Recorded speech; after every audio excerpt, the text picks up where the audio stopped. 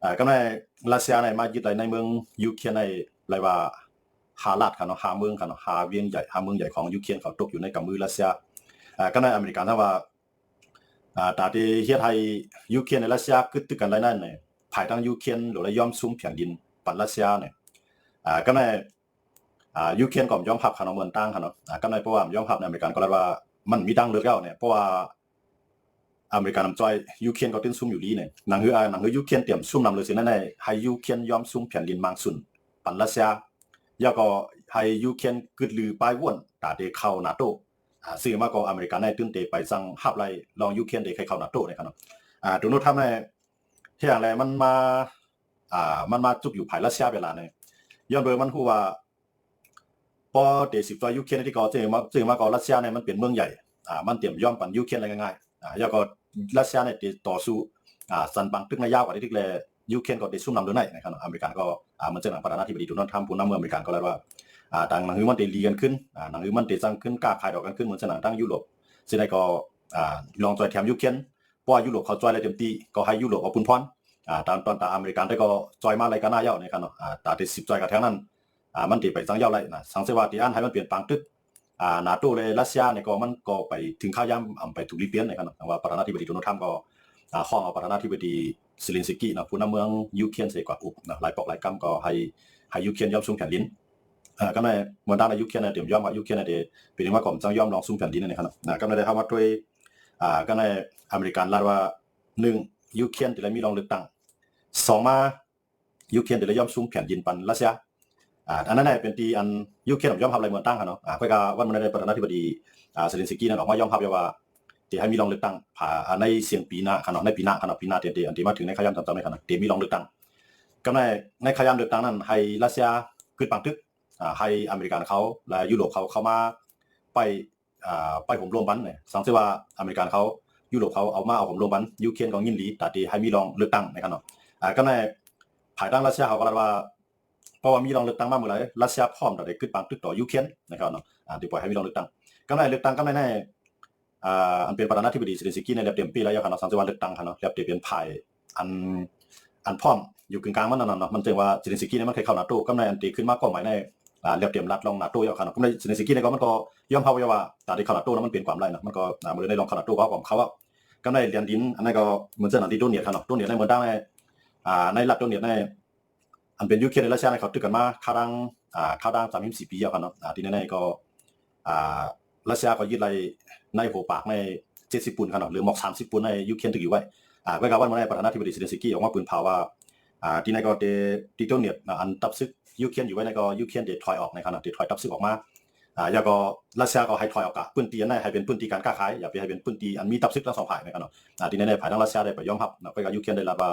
เพราะว่าให้ยูเครนถอยก็รัสเซียก็หลุดถอยทั้งสองฝ่ายถอยออกในปืนตีในเดี๋ยวไม่มีซึกเนี่ยให้เป็นปืนตีการค้าขายทั้งสองฝ่ายนะครับเนาะในก็ที่เมืองยูเครนมันจะนั่งบอกว่าซุ่มนั่นครับเนาะซุ่มจริงๆในอเมริกันในปล่อยเป็นยูเครนนะครับลองนะว่าอเมริกันในจริงๆในที่อย่างไรโดนัลด์ทรัมป์เนี่ยมันยอมปล่อยเป็นยูเครนตั้งที่มันจอยมาข้าวดัง3 ถึง 4 ปีอย่างไรมันมาปล่อยเป็นในขยะหมดเลยเนี่ยย้อนไปอเมริกันนั้นพร้อมตอนตัดปุ๋ยบางตึกต่อรัสเซียครับเนาะพร้อมตอนตัดปุ๋ยบางตึกต่อรัสเซียก็ในพวกเป็นบางตึกต่อรัสเซียมาเนี่ยมันจะเป็นบางตึกยูเคก็จะยื่นเป็นบางตึกของลุงพาปกำ3ก็ในรัสเซียได้ก็พร้อมตัดเป็นบางตึกลุงพาปกำ3เหมือนกันเนาะว่าที่จังไหนเสร็จอเมริกันในอเมริกาคันรัสเซียอเมริกันในเดี๋ยวยูเครนในต่อสู้กับที่ก็เขาก็จันบางตึกในยาวกว่าที่เนี่ยรัสเซียทำใจล็อกกันในขนมว่าได้ตึกยาวแต่นี่ก็เขาพร้อมเลยเขาบางตึกในขนมว่ารัสเซียเขาทำเขาเป็นเมืองคอมมิวนิสต์เขาเนาะเมืองคอมมิวนิสต์เมืองโซเชียลิสต์ในคอมเลยสนใจว่าคนเมืองเขาเป็นจังหือก็ในตาได้อุกันในก็มันเลยผ่านสภาพใต้สภาพเหนือมันอยู่ที่ปูตินในสั่งการไรกำสื่อขนาดจะไม่ใช่แต่ว่าก็ในอเมริกันเขาเนี่ยเดี๋ยวสั่งเต้ในก็เดี๋ยวผ่านสภาพใต้ผ่านสภาพเหนือก็ในว่าสภาพผ่านมันจะหลังดูจอยดูแคมก็จังจอยนั่นขนาดเนาะที่ในอเมริกันก็จังเลยว่าฮัดเทียบปังตึกต่อรัสเซียกำสื่อก็ในเดี๋ยวยูเครนในเป็นตัวเตี้ยนเป็นปังตึกตัวเตี้ยนกว่าที่ก็แล้วเตรียมจังเย้าไรนั่นขนาดเนาะสองไรว่าอเมริกันก็ผือตาเดไปให้ยูเครนบางให้รัสเซียปนวันนั้นมันได้ซุ่มข้าวยามไรเนี่ยว่าอเมริกันก็ยอมให้ยูเครนยอมซุ่มแผ่นดินเนี่ยก็ให้เกิดขึ้นปังเลือกตั้งแล้วก็ปิกเสียงดังเข้านาโต้ตอนตายยูเครนเอากันบอกว่าที่นั่นอเมริกันมาปิกเสียงดังในขนาดก็ในเพราะว่าเฮ็ดจังได๋ปาร์ตี้ในยุโรปเขาก็ในอเมริกันในเอาถึงมันยุโรปนั่นขนาดเนาะให้ยุโรปก็จอยเต็มที่นั่นขนาดเนาะเพราะว่าอเมริกันได้ก็ติงงบงีบด้วยกูภายเพราะว่าอเมริกันเขาได้ต่างยินมามีอยู่28ข้อขนาดมันต่างขนาดใครเฮ็ดจอมก็ไว้หลังว่าในยูเครนว่าเขาซุ่มปูนแห่งอาลาก็ได้เฮ็ดจอมอเมริกันเขา เตรียมออกมาเนี่ยขึ้นมาเกยขายกันก็เลยหมอกซาวคอครับเนาะในข้อตกลงในข้อโบนะครับก็ในว่าอเมริกันในต่างยื่นมาจากเซเลนสกี้ผู้นำเมืองยูเครนก็หันเนี่ยขึ้นมีเกยขายเนี่ยก็ขึ้นยอมรับแล้วว่าอันอเมริกันเขาต่างยื่นมาในชาวคอยอมรับแล้วยูเครนก็มีส่วนเขาเกยขายจ้อมเนี่ยว่าก็ในยูเครนก็หาล็อกไลน์ตัดได้ขึ้นปังตึกครับมันเลยในอยู่ไปที่รัสเซียกันพอรัสเซียเนี่ยที่ต้นเนี่ยในสู่ก็ถอยเขาก็ถอยพื้นที่ในเป็นพื้นที่การค้าขายอันนี้ก็บอกว่าปังตึกยูเครนในรัสเซียก็เด็กขึ้นลงป่าครับเนาะก็ในที่นั่นเสร็จแล้วยูเครนเนี่ยเตรียมในสังเสมิว่าในก็เตรียมใจนะครับในเป้าหมายของยูเครนนั้นเขาตื่นรัดไว้นึงนั่นแต่ที่เขาโตได้มันรับตั้งนอนผ่านเขาอย่างขนาดที่รับปีกไปตั้งมองเขาอย่างจังเขาก็ในเอายอมอเมริกันเป็นตัวปีกเลยครับเนาะก็ในมันเสนอตุรกีเขาว่าหลายเมืองก็ยอมรับอะไรตอนแต่ยูเครนเข้ามาในนาโต้ครับเนาะก็ในให้ยุโรปเขาได้จอยเต็มที่ในเพราะมาตัวยุโรปเขาก็ไปพร้อมแต่ที่ปืนปังตึกตัวรัสเซียกำซื้อยังเบอร์รัสเซียในรัฐไว้ว่าเพราะว่ายุโรปเขาตั้งผ่านรัสเซียได้เขามีปังตึกต่อยุโรปก้อยกาเพราะยุโรปเขาใครปืนปังตึกต่อรัสเซียก็ยินดีแต่ได้สิบเขาปังตึกกว่าเนี่ยบอกว่ามันก็ให้ที่เตะขนาดคิมพูตินขนาดเพราะฉะนั้นอะไรก็ในอเมริกันก็ใครเฮ็ดปังตึกต่อรัสเซียก็ในยุโรปก็ใครเข้าปังตึกต่อรัสเซียกำซื้อก้อยกาซ้ำใครยูเครนเป็นตัวเตี้ยนในปังตึกก็ในยูเครนก็มันก็อ่อนแห้งหนาล่านะครับเนาะเพราะว่าอเมริกันนี่ก็พวกสุเทพในจ้องตีนเขาต่างยืนในก็สุเทพกว่าเขาก็ได้จอยเต็มที่แต่ได้งมงายยูเครนในรัสเซียคือปักตึกกันใครมีสันติภาพใครมีรองกัดเย็นกว่าวันมื้อน่ะอเมริกันได้จอยเต็มที่ค่อยก็ว่าเพราะว่าให้อเมริกันได้จอยเครื่องกองกลางเหมือนเสื้อหนังกาปนมาได้เตรียมเป็นไรในขณะที่เอาปันให้ยุโรปเขาเพราะยุโรปเขาฮับไรแต่ได้จอยเต็มที่ในก็ปังตึกนั้นได้อยู่ที่ยุโรปเขาได้จอยยูเครนก็ได้จังอยู่เนี่ยเอามือเนี่ยก็มาตัวยูเครนเนี่ยแต่ได้เอาที่ยุโรปจอยแถมเต็มที่ก็ยุโรปซ้ำพร้อมแต่ได้เฮ็ดปังตึกต่อยูเครนแต่ได้ปังตึกต่อรัสเซียเป้าหมายของยูเครนได้มันคล้ายๆยุโรปในพร้อมแต่ได้เฮ็ดปังตึกต่อรัสเซียก็ในยูเครนเราว่าเพราะว่าให้มันเกิดขึ้นลองน้ำเย็นในให้ซึกยุโรปในเข้ามาเนาะซึกยุโรปในเข้ามาอยู่ในเมืองยูเครนไปห้ามซึกรัสเซียซึกรัสเซียเต็มลุกลามมาเลยเนาะก็ในภายในรัสเซียทำว่าพอซึกยุโรปเข้ามาเมืองไหลส่งเข้ามาในเมืองยูเครนก็เมืองนั้นรัสเซียได้ยื้อใส่ในยุโรปเขากำซื้อเนี่ยว่ายุโรปเขาก็ซ้ำกูรัสเซียแบบนี้เขาก็ซ้ำฮัดเอาแค่ซึกเขาเข้าใจเพราะฉะนั้นในก็ในเซเลนสกี้ก็หันว่าเพราะเดี๋ยวสิตึกกับที่อเมริกันก็จอยถอยก็ในยุโรปก็ฮัดพองเพราะเป็นแต่นั้นมันติดหนายูเครนแค่นั้นแต่ว่าประธานาธิบดีเซเลนสกี้ก็หาล็อกไล่ตั้งลงมันนะครับเนาะก็ในเนาะแต่หาตั้งลงมันว่าซึ่งมากก็ยาวเด็ดเพราะว่าอเมริกันจอยเต็มที่ในใจยุโรปก็เรียบเต็มฮัดเขียงต้าต่อรัสเซียอะไรก็ซื้อก็เลยเซเลนสกี้ในก็ได้ย้อนถอยครับเนาะก็ได้ย้อนถอยก็อันถอยในก็ได้ถอยที่ตรงนี้นะครับเนาะเพราะว่าปังตึกได้ขึ้นมาเลยครับเพราะว่ามาด้วยประธานาธิบดีเซเลนสกี้ได้พร้อมได้ขึ้นปังตึกเยอะพร้อมได้ถอยทับซึกออกในพื้นที่ตรงนี้นั่นก็เป็นเมืองของยูเครนครับทั้งหมดมันมีอยู่5รัฐครับเนาะเหมือนเช่นสปอริเซียเนี่ยดูฮันเนี่ยโดนเน็ตเนี่ยนะครับเนาะแล้วก็ไพเมมันได้มีอยู่มันได้มีอยู่ทั้งหมดทั้ง5รัฐนะครับผมก็ต้องดีขนาดนี้นะทีนั้นใน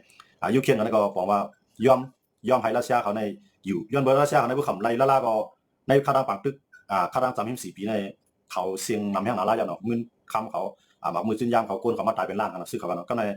นเพราะว่าเตรียมไรสังละล้านเป็นมหาอำนาจหมายสองของกัมพูชาในเตรียมเฮ็ดเตรียมไรสังเสร็จไรชุ่มบังตึกว่าในมันเตรียมมีที่ไปนานขนาดเนาะแล้วเพราะฉะนั้นเขาเอาศักดิ์ศรีเขาว่าเอาศิรินาตาในเป็นไว้ที่1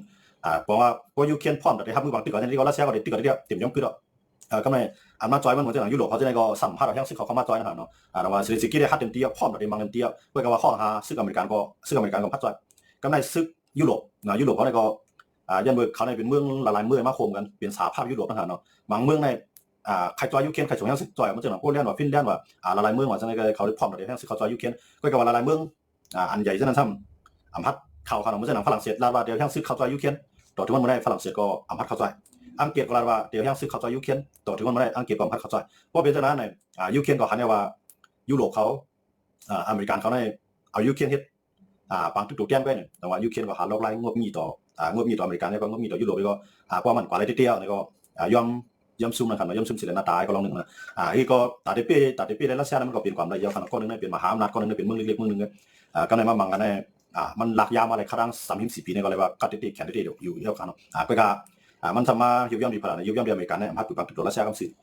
กำในยุโรปก็พัดปืนบังตึกตัวรัสเซียกำสื่ออันจอยเงินอันจอยเครื่องกองกลางกันยูเครนไหนกำในยูเครนไหนเพราะเอายังยูเครนไหนกับมังก็ได้เหมือนเดิมว่าเอาเงินเอามากองที่ยุโรปเอาเงินเอามากองที่อเมริกันใช้มังรัสเซียกำในพอเดปี้พอซื้อยุโรปรัสเซียได้ไปเลยถอยเอาเนี่ยลองจอยแถมในทำขึ้นเปียกพอลองจอยแถมในขึ้นเปียกในกำในรัสเซียขึ้นตึงในขึ้นนี่เนี่ยหมายเห็นนะว่าเดปี้กำในก็ลองจอยแถมนั้นมันขาดกว่าเป็นกำไม่ไหนแต่ว่ายูเครนไหนก็เรียบดีเลือกได้สิบพับมือรัสเซียก่อนแล้วจังนั้นขนาดเนาะแต่ว่าหาตั้งลงมันหมดเลยในอันยูเครนประธานาธิบดีเซเลนสกี้ได้ย่อมพับ1ได้ย่อมถอยออกในพื้นที่อันเป็นแบบตึกกันมันจะหนักตรงนี้กันเนาะ2ว่าให้ติดจัดลองฟังเลือกตั้ง3ก็ย่อมพับอเมริกันเขาต่างยื่นเสนอเขาต่างยื่นมากนะครับเนาะก็หมายถึงว่าจังว่ายูเครนในพวกนั้นได้เพราะยูเครนใน1ซึ่งยุโรปก็ไม่เข้ามาเอาข่มลมจอยนั่นได้ บอกว่ายูเครนถูกต้องตึกมาครั้ง3 ปีไปเนี่ยซุ่มหลายๆเนาะ3 ปีไป3 4 ปีเนี่ยเป็นอันซุ่มหลายที่เดียวว่าขนาดก็ในบนเลือกตั้งมาเนี่ยคนเมืองในก็ได้ฮู้ตัวว่าอ๋อใจใหญ่ตาวันตกเขาก็อ่ำจอยที่จอยโกโก้จอยกึดคนเมืองก็ได้เลือกผ่ายอันผู้นำก็ได้ขึ้นมาแล้วก็อันเด็กเกินกว่าจู่รัสเซียนะครับเนาะอย่างรัสเซียได้เขาก็ว่าประธานาธิบดีปูตินเนี่ยมันติดหลักสิว่าเพราะว่ายังผู้นำเมืองยูเครนยังตึกเป็นเซเลนสกี้อยู่ในปูตินในตื่นเต้นอำพบทบตื่นเต้นทบยากันตื่นเต้นรัดต่อกันตื่นเต้นเข้าหากันรัสเซียที่มาว่าจังได๋ครับเนาะสังเกตว่าเป็นผู้นำก็ใหม่อำใจเซเลนสกี้รัสเซียพร้อมได้อุบแล้วก็พร้อมได้ขึ้นบังตึกนะครับเนาะยังบ่จังได๋ก็ในมันเป็นล็อกไลน์อันที่ว่าให้คนเมืองในอิ่มมือกันบังตึกแฮให้ขึ้นแล้วอยู่ขึ้นอยู่เย่ไผแล้วอยู่ขึ้นไปขึ้นมาเนี่ยก็ได้เลือกผู้นำอันเดเข้ารัสเซียไล่ลีเลเซสซิกี้นั่นขนาดเนาะทีนี้มือเรียนมันได้กว่าไล่ต้านนั่นขนาดสมว่ารัสเซียก็เมื่อไรสุดเลยนะผู้นำใหม่มาเมื่อไรเข้าจับไปอุเมื่อนั้นในขนาดปูตินในขนาดก็ในประธานา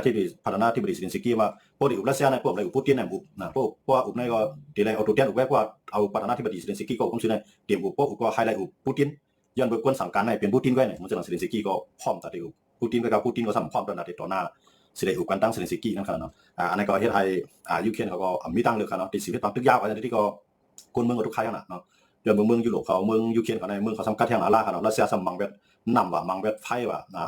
มันจะหนังโค้งน้ำมันว่ากูจิกร้องนะครับเนาะรัสเซียเขามาเลี้ยวเป็นนำน้าไล่ในกำลังยูเครนในสอนลิกสอนได้กับจังสอนเดลินเขานะสอนได้ไต่หัวม่วงหลายๆก็คือน้องเฮียนกับจังคืนนี้ก็ว่ากำลังยูเครนเขาคันว่าเพราะว่าอเมริกันเขามาเตรียมเรียบตั้งอันนี้ได้ตัดได้ขึ้นฟื้นในรัสเซียในเต็มเป็นไรนะก็จะย่อมซุ่มสุนน้อยหักษาส่วนใหญ่เนี่ยแต่ว่ารัสเซียพูดประธานาธิบดีเซเลนสกี้ก็หมออ้วนลงนะครับเนาะกูบอกให้มันเขียงไว้กันนะเขียงไว้พร้อมตัดได้ตึกว่าได้ถึงนั่นยาวอันนี้ก็ยาวพร้อมตัดได้ตึกเนาะเพราะว่ายุโรปและอเมริกายังตึกปันแห้งอยู่ยูเครนก็ได้ต่อสู้เต็มที่เนี่ยก็เลยว่าด้วยประเทศอเมริกาในรองปันแห้งยูเครนก็ลดลงตั้งแต่ประธานาธิบดีโดนัลด์ทรัมป์ขึ้นมานั่นขนาดเนาะก็ไม่แห้งเลยโดนัลด์ทรัมป์ในแถมที่ก็มีรัสเซียในแห้งเลยสามารถมียูเครนอ่ะเนี่ยย้อนเปิดอเมริกันมือเลี้ยวเลยอเมริกันมือนั่นเหมือนกันนะประธานาธิบดีก็มือเลี้ยวเลยก็มือนั่นเหมือนกันประธานาธิบดีประธานาธิบดีอันเป็นประธานาธิบดีโดนัลด์ทรัมป์ได้มันสำคัญอะไรแผ่นดินเปิ้ลเนาะก็ในรัสเซีย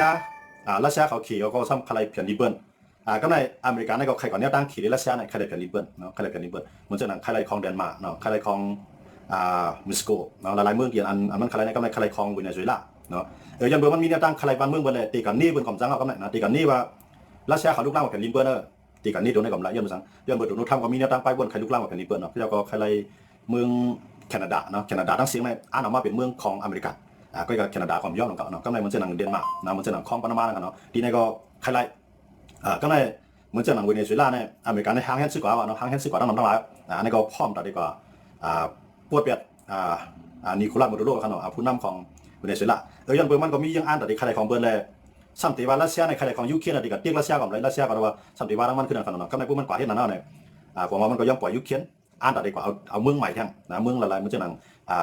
คลองปานามามันจะเขาว่านะครับเนาะคลองปามันจะคลองนำลงนะครับเนาะเขาเราเป็นของเขากำไรตัวโน้ตทำในมันว่ามันใครกับขึ้นกูเดียเนาะกำไรกว้างเฮือมินอันเขาก็เฮ็ดสร้างไว้เมื่อหลาย10 ปีพ้นมาเนาะก็เฮ็ดไว้ดีในเมืองอัฟกานิสถานอันนี้ก็ตัวโน้ตทำก็ลาว่าที่เอามาใครเป็นกว้างเฮือมินอเมริกันขึ้นยันตัวว่าดีแน่ๆอเมริกันก็สร้างก็เขียนก็ใจพ่นดีแน่ภาพไรเนาะว่าหน้าที่บดีตัวโน้ตทำก็ใครขึ้นกว้างเฮือมินอันอยู่ไว้ในเมืองอัฟกานิสถานก็ว่าตาลีบันเนี่ยไปปันเขาเนาะเราลงบอกซึ่งตาลีบันไปย่อมปันสมัยอเมริกันมาเอาก็ตาลีบันในติดต่อสู้เต็มที่เนี่ยมันมาว่าจังไงครับเนาะแต่ผมว่าอเมริกันนั้นมีแนวตั้งใครลุกลามเมืองเพิ่นเนาะนะผมว่าปักเปิงวงกลางซึ่งเมืองน้องอันเท่าว่ากฎหมายระหว่างประเทศในไทยเขาที่เขาจะไหนกันเนาะปักเปิงวงกลางซึ่งเมืองนั้นอเมริกันก็เตรียมไปกับคันดีในรัสเซียก็เตรียมไปกับคันดีในยังไม่จะไหนว่าตีกับเตียกรัสเซียก่อมจังเตียกนะยังมีแนวตั้งไปบนเหมือนกันใครหิมใครลุกลามออกวางเมืองเปิดเหมือนกันเมื่ออเมริกันประธานาธิบดีเมื่อกูป๊อปแป้เขาได้มีเหมือนจะหนังเมื่อปันจูไบเดนเขาในบารักโอบามาเขาในจอร์จดับลิบูธเขาในเนาะเหมือนจะเมื่อประธานาธิบดีกูปันซึ่งคนมาจากนั้นได้เมืองหลายตีลุกลามเมืองเปิดนั่นในอเมริกันในดิฉันคัดกันเดียวอเมริกันในเด็กเขาจอยที่เขาแกะคีบันที่ไหนก็กล่าวไว้หลังมาป้ายเสร็จโดนทำในมันว่าหนังคืออเมริกันที่ยิ่งใหญ่ในอันไรที่มันยังเป็นของอเมริกันอันไรที่อเมริกันมีตื้อตั้งแต่เดียวมาในอเมริกันที่เฮ็ดยังเปิดโดนทำในมีแนวตั้งไปวนใครกว่านี้ของมันนี่เขาตรงนี้เลยนะมันโดนทำในมันรัดได้โซ่มันได้รัดว่าเป็นดิโมคราซีก็การไล่เฮ็ดมาในใครกว่านี้ตั้งของมันนี่เขาเนาะก็ในกวนเมืองของมันในเมืองของอเมริกันที่ไหนก็อะไรพันดีนึงมันก็มันก็ยับทุกขอกครับโดนทำในใครกับไล่นั่นเขาเนาะก็อะไรพันดีนึงมันก็ไล่นั่นเขาเนาะมันก่อนนี้ตั้งปูตินของก่อนนี้ตั้งสีจิ้นผิงเขาเมื่อในประธานาธิบดีของจัดซิงลุงพาเขาใน3 เมืองเนาะมันจะนั่งเขตรัสเซียอเมริกาเนาะในเขา3 เมืองในเขาเอาพรดีเมืองเขาเป็นใหญ่ก็คำสวนว่าเมืองเปิ่นที่เป็นจึงหือเขาว่าในเมืองเขาอะไรพรดีเขาก็ดีเฮ็ดกว่าเนาะมันจะอเมริกามือกูบอกอเมริกาในเต็มใจจังนะมือกูบอกมือโดนัลด์ทรัมป์ไปขึ้นมาในอเมริกาในเขาได้จุกอยู่ภายก้นตีเชียงอ้วนเนาะเขาได้จุกอยู่ภายก้นตีลุกขึ้นต่อสู้เพื่อการไว้หลังมาในโดนัลด์ทรัมป์ในก็มันเดอามาได้เป็นภายลุกขึ้นเลยอ่ะอามาได้เป็นภายลงบอลซึ่งเลยอ่ะเพราะว่า จุ่มเจ้านั่นเปลี่ยนพ่อนที่ตามเมืองอเมริกันแล้วก็เป็นพ่อนที่โดนตัดโดนัลด์ทรัมป์เนี่ยโดนัลด์ทรัมป์ติดจุกอยู่ภายใต้นั้นครับยังไม่เจออะไรตรงว่าเขาคำว่าตัวดีเนี่ยดิโมคราซีมันก็มันใครห่างหายกว่านะใครห่างหายกว่ามันจะเมืองเล็กเมืองหลอกก็ใครเมืองเล็กเมืองหลอกอันเรียบว่ามีเชียงก็ใครสร้างเชียงใหญ่ขึ้นมาใครเข่งตาอะไรใครหับมืออะไรมันตั้งนานเนี่ยมันกูบอกได้มันปักเปลืองวงการซึ่งเมืองไหนมันอะไรว่ามันเมียนขนาดทอดเมียนมีคนยุ่มยำน้ำก็กล่าวไว้หลังว่าในคุดปักเปลืองวงการซึ่งเมืองในอำเภอสันไผ่ไรเนาะมันเจอหนังไผ่มีเชียงก็มันได้ลุกลามไรนั่นขนาดเนาะมันได้เป็นเจอหนังกว่ามันได้ใครขึ้นกว่าถอยหลังขึ้นมันจะกูป้องนะครับมันจะกูป้องในเมืองไหนมีเชียงก็ยืดเอาเมืองเรียกเมืองอันนั้นมีเชียงก็ย่อมอยู่ภายใต้เบิ้งกูป้องมันจะไหนครับเนาะก็ในตั้งแต่โดนัลด์ทรัมป์เนี่ยปูตินเนี่ยเขยเขาวันนี้ไปบนมือนั้นหมดแล้วนะก็ในมันจะหนังเขยในมันพร้อมแต่ยึดมาในมันมีไต้หวันเนาะไต้หวันในมันใครอะไรมาเป็นของมันก็ในหรือเสียไรไต้หวันในมันไปเพียงโป้ตอนต่างเมืองเขยนั้นมันได้ใครสังเกตในเมืองหิมะว่าจะเป็นกัมพูชาว่าจะเป็นลาวว่าจะเป็นม่านซึ่งในให้อยู่ภายใต้อาณาพ้องให้อยู่ภายใต้อาณาจักรของเมืองเขยมันจะหนังว่าลงปองจึงก็อะไรขึ้นมาอันไรที่มันสันคัดดอกเขก็จะเป็นเพศดอกเขก็จะเป็นผู้เขของเขเพราะว่าลงปองจึงไรกวงก้อมน้ำดอกเขเอามาได้ให้ได้ดีก็ย่อเขได้จ้อยแถมที่นั่นยังมันจะได้ว่าตาได้เอาพ่อนที่ในเมืองกวนมาเป็นพ่อนที่ในเมืองเก่าๆนะครับดอกเขเขาก็มีในบางไปบนนะก็ในรัสเซียก็มายึดเมืองยูเครนอย่างไรรัสเซียมายึดเมืองยูเครนอะไรย้อนเมืองรัสเซียในเส้นตั้งออกปางหลายมันในซัมเอครับเนาะเส้นตั้งออกปางหลายมันในเส้นตั้งอันที่นำอ่ำกามเนาะอ่ำแข็งไปนั่นมันมีเอเนาะย้อนมันจะอะไรก็ในปางหลายลำในปางหลายลำของยูเครนในซัมมันเรียนไรคือดอกเฮียงมันนำในมันกำแข็งแบบไหนมันทำกว่าไรคืออะไรดีย้อนมันจะอะไรตรงว่ารัสเซียก็ใครมายึดเอาน้ำนำของยูเครนนะครับเนาะยังเป็นยูเครนมีน้ำมันกว้างใหญ่เนาะมีน้ำมันกว้างใหญ่แล้วก็มีน้ำแข็งเนาะก็ในเมืองรัสเซียนะครับเมืองมันได้กว้างใหญ่แผ่นดินเขากว้างใหญ่นะก็ว่าเส้นทางออกฝั่งหลายมันเปลี่ยนมันกระเทียงหนาลายก็มันเป็นน้ำแข็งไปได้เลยอ่ำจังเรียนคือจังเลยว่ามาชิมเอาลองเอาตั้งลองว่ายูเครนในปีกินเจ้าคืออัน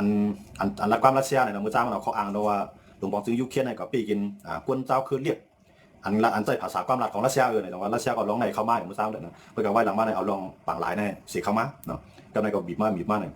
แล้วเนี่ยแต่ว่าเมืองมหาอำนาจในกับผาลุงผ้าในมี3เมืองนะอันใหญ่หรือเปล่าในมี3เมืองก็ใน3เมืองในทำไผ่ก็ใครเป็นมหาอำนาจอยู่กว่าบ้านเมืองนะก็ตีที่ถือเลยเอามาอะไรเนาะขั้วอ่อมไรก็เตะใจแห้งซึกเสียวไรก็เตะใจแห้งซึกเสียวเนาะมันจะในอเมริกันในก็เฮ็ดจังนั้นไม่ได้เขาย่ำเดียวนะเพราะว่าเมืองแล้วแข็งอีหลอน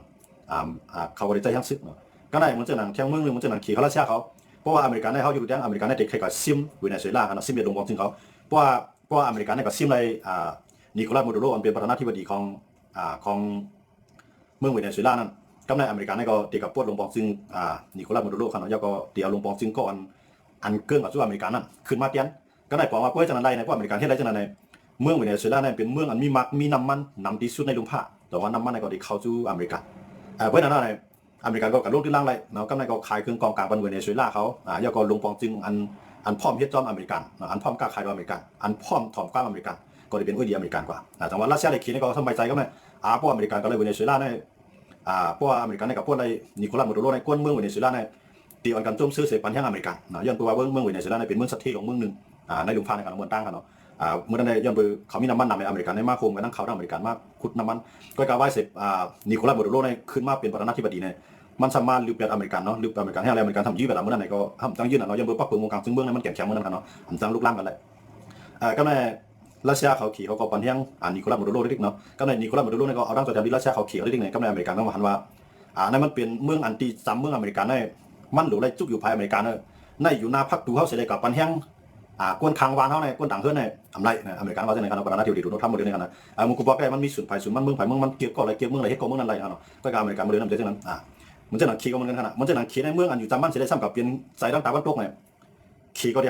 ่หาสีก็ขึ้นมาเตี้ยนต่างก่อนเกินกับสุดตาวันตกมันให้เกินทุกขี่นะขี่ก็ได้จังนั้นแล้วมันจะอะไรแต่ว่าขี่เขาลัสเซียเขาเนี่ยต่อให้ลงปองจึงนั้นเมือกนั่นคือก็อยากสังเกตว่าจุกอยู่ภายเขาก็ได้ใจเต็มที่ยันเบอร์ย้อนเบอร์เขาใครโคของในเมืองลุกนั่นเขามาเป็นพ่อดีต่อในเมืองเขาก็ในอเมริกันในเมืองตั้งแต่จังนั้นก็กับมือเรียนในอเมริกันก็ใครที่จังนั้นเนาะนะย้อนเบอร์เนี่ยย้อนเบอร์อเมริกันในยุคที่มันว่าอันอยู่จ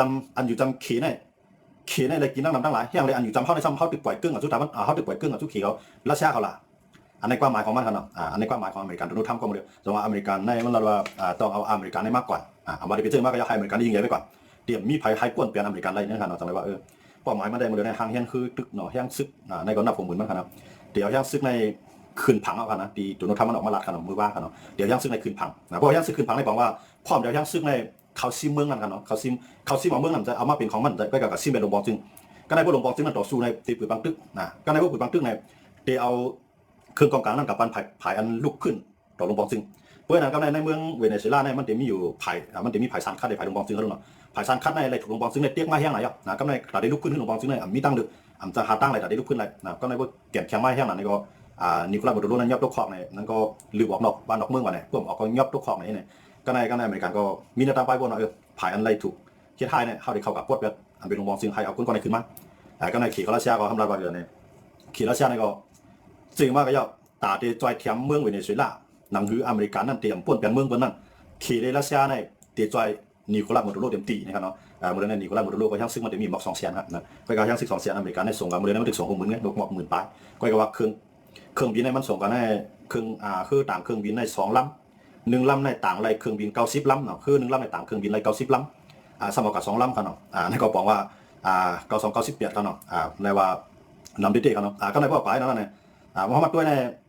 ป่วนในปีตั้งนาแทงลายวันแทงนั้นก็แล้วนับโวันนั้นก็นับโเรือนเขาเนาะเรียบดีอเมริกันเนี่ยเรียบดีจริงมากกว่าอันเดปวดนิโคลัสมาดูโรอันไฮไลท์เขาเนาะก็การดีไลน์ไลน์นั้นได้ก็รัสเซียเขาขี่เขาก็รับว่าดีจอยนิโคลัสมาดูโรเต็มตีเนาะเพราะเป็นฉะนั้นเนี่ยก็ในอย่างแรกรัสเซียเขาเนี่ยตั้งที่อเมริกันเนี่ยห้ามยอมจอยยูเครนเนาะเฮ็ดสังเลยรัสเซียสัมติกับจอยนิโคลัสมาดูโรล่ะอันนี้ก็จังเฮ็ดไทยรัสเซียในอเมริกันเนี่ยตีมาผิดกับยันเบอร์เมืองเวเนซุเอลาเนี่ยก็เป็นกว่าไรสุ่มดีกันเนาะอย่างก็เนี่ยตีดูโน้ตทำยอมต่อรัสเซียเนี่ยมันจะว่ากูรัสเซียน่ะอะไรยอมใจมันใครให้รัสเซียเนี่ยอย่าไปยุ่งซ้ำอเมริกันที่กับเฮ็ดสังก็ในอเมริกันมันที่กับมันจะมีอยู่2เมืองติดจับกันครับเนาะตีเมืองเวเนซุเอลาแล้วก็จังเมืองนึงมันอยู่หิมกันครับเนาะที่แน่อเมริกันเอาใครกับปวดเหมือนกันก็ใครกับปวดผู้นำใครก็หาผู้นำก็หมายขึ้นมาเตียนอันที่มันใครได้ผู้นำมันเกินกับสุดตะวันตกมันขนาดเนาะใครได้ผู้นำมันเกินกับสุดอเมริกันนะอเมริกันเอาใครบ้างกันตรงนั้นก็ได้ว่าอเมริกันเฮ็ดไรเนาะมันจะเอากับปวดไรนิโคลัสมาดูโรที่ผู้นำของเวเนซุเอลาครับเนาะเพราะอเมริกันปวดไรก็ในบอกว่าเมืองเวเนซุเอลานั่นติดเกินกับส่วนอเมริกันว่าอเมริกันก็ได้อุ้ยดีมาทางเมืองนึงมือเดียวนี่อเมริกันนี่เหมือนเช่นหนังซีเรียเนาะเขาอยู่ทางซีเรียอันนี้ก็มันไล่มาเป็นไผ่มันเนาะเหมือนตั้งในซีเรียอยู่ไผ่อิหร่านอยู่ไผ่รัสเซียอยู่ไผ่เคเนาะเหมือนตั้งกันเนาะซีเรียกันเนาะว่าเสไผ่ลูกพื้นเขาเป็นผู้ของปีกว่าเนาะเอาเมรัสลาเขาเป็นผู้ของปีกว่าก็ในอเมริกันก็เข้ามาจอยนะเข้ามาจอยจึงอันนี้หนึ่งในมาจอยเอาเมรัสลาตอนต่อสู้ไอ้เนี่ยอันอยู่ในเมืองซีเรียก็ในไนจีเรียในทั้งมีทั้งเมืองกันเนาะไนจีเรียในก็อเมริกันในก็มังนะเอาใจเครื่องบินมันใจขีปนาวุธกับมังไอ้นั่นได้มันก็จะเข้าภายไรครับมันเตะมันได้ในมันใครตั้งรัฐอิสลามมุสลิมในใครตั้งจึงเมืองมุสลิมขึ้นมาห้ามกล้วยมันนะมันใครรัฐอันมาใครจึงเมืองห้ามกล้วยมันจะมีแบบในจีเรียเนี่ยในอิรักเนี่ยในซีเรียเนี่ยเช่นมันจะมีอะไรกันเนาะก็ว่ามูลนิธิเนี่ยมันก็อุ่นๆก็อเมริกันให้เข้ากับยกแบบกันเนาะเข้ากับให้ไทยในอุ่นๆขึ้นนั่นขนาดเนาะมูลนิธิเนี่ยมันเคยขึ้นฟื้นตัวมากขึ้นเนี่ยมันอยู่ภายรัสเซียมันอยู่ภายคีฮะเนี่ยมันจะอยู่ภายอะไรครับเนี่ยขนาดมวลตั้งในเงามันติดๆมันอยู่ภายอเมริกันครับมวลตั้งเงามันติดๆครับเนาะอเมริกันในยังอันเดียวเลี้ยงในเข้ามาต่อสู้ต่อลงปองจึงซีเรียนะก็การกำลังซื้อมาในในทำไรเฮี้ยงก้นทำเฮี้ยงนาไล่ในซ้ำคาก้นลึกน้ำนั่นขนาดเนาะลึกน้ำด้านบางไฟกองบางให้ในก็ในการย่างก้นอเมริกันเขาก็นำให้ในแต่ว่าอเมริกันนั้นขึ้นเลยโคมือดังรัสเซียโคมือดังเขโคมือกูภายเนาะป้าดังอิสราเอลเขากูภายครับผมป้าดังอิหร่านผมป้าดังตุรกีเนาะก่อนกันบางจุ่มเดียวกันนะว่าในก็ย่างบนบางวันนี่ไหนก็ในเพราะว่าในเพราะมันย้อนเพราะมันมีพายุด้านหลังมันติดๆนั่นขนาดเนาะเพราะว่ามันมีพายุสมมติมันมีพายุด้านหลังมันติดๆมันก็จะเป็นพายเปียกในก็มันสำหรับแก้มหน้าล่าเนาะคาก้นในก็ถือข้อหลายๆขนาดในขนาดเพราะติดต่อสู้ในก็หมักในก็มัดจ้องตัวก็เลี้ยนเข้าไปก็ปล่อยให้มันเตียกนี่ไงในที่ไทยอเมริกันเนี่ยมันกุ้มกำไรเพราะอเมริกันมันกุ้มกำไรอเมริกันก็มักมันว่าในเป็นผู้ก่อการหายเนาะเหมือนตั้งในติดๆเนี่ยมันเป็นก้นของอเมริกันเนี่ยเขาเข้ามาด้วยในพื้นของอเมริกันเนี่ยจะก้นอเมริกันก็เป็นก้นมุสลิมอเมริกันก็อยู่ด้านหลังลักจอยไว้เป้าหมายอเมริกันได้มันใครให้ในคำว่ามังลงปองจึงซีเรียเนาะมันจะหนังเหมือนตั้งในเป็นปาชาอาชาคาร์โดเนาะเหมือนในให้มันมาลงปองจึงซีเรียยังบนลงปองจึงซีเรียเนี่ยเป็นก้นของรัสเซียเป็นก้นของเคเป็นก้นของอิหร่านเนาะเป็นอุดีกันนั่นเนาะแล้วก็ในอเมริกันในมีเนี่ยตั้งไฟบนว่าพวกในมังในตีไทยซีเรียในเอาอาชาในซูเมอร์เนี่ยก็การมันใจขนาดนั้นก็ใน